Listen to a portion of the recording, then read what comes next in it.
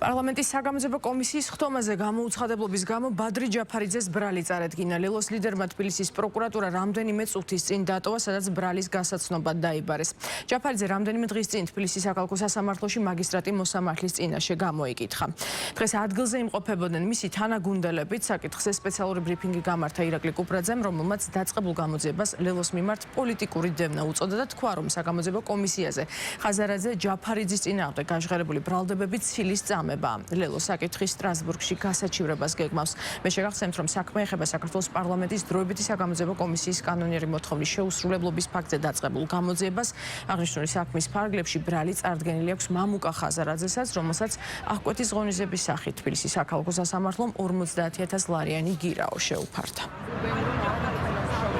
ბრალი წამიყენეს ხება კომისიაზე, ეგრეთ წოდებულ საგამოძიებო კომისიაზე ჩემს არ მისვლას, ამასთან დაკავშირებით არ ბრალი წაყენებული. კონკრეტულად შემდგომი ნაბიჯები რა იქნება პროკურატურის მე არ ვიცი, დაველოდოთ. ყოველ შემთხვევაში ეს ცხადია, რომ დღევანდელი რეპრესიული რეჟიმი იყენებს პროკურატურას, სასამართლოს ოპონენტების მიმართ ანგარიშწორებისთვის. აბსოლუტურად პრივატიზირებული არის პროკურატურაც, სასამართლოც.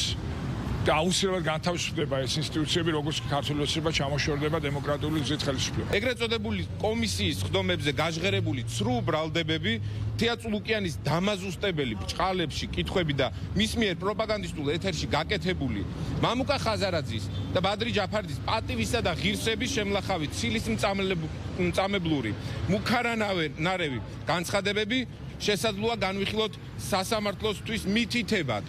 ეს კიდევ ერთხელ ადასტურებ, რომ ივანიშვილის თავარი სამიზნე რეალურად არის კოალიცია ძლიერი საქართველო, სანამ თეატრულუკიანი და რუსული ოცნების საბჭოთა ტროიკის მსგავსი კომისია წარსდგება დამოუკიდებელი ქართული სასამართლოს წინაშე, ჩვენ ახლავე დავიწყებთ სამართლებრივ პროცესს და ასევე მივმართავთ სტრასბურგის სასამართლოს, რათა საზოგადოების თვალში ვამხილოთ რეალური ზრახვები.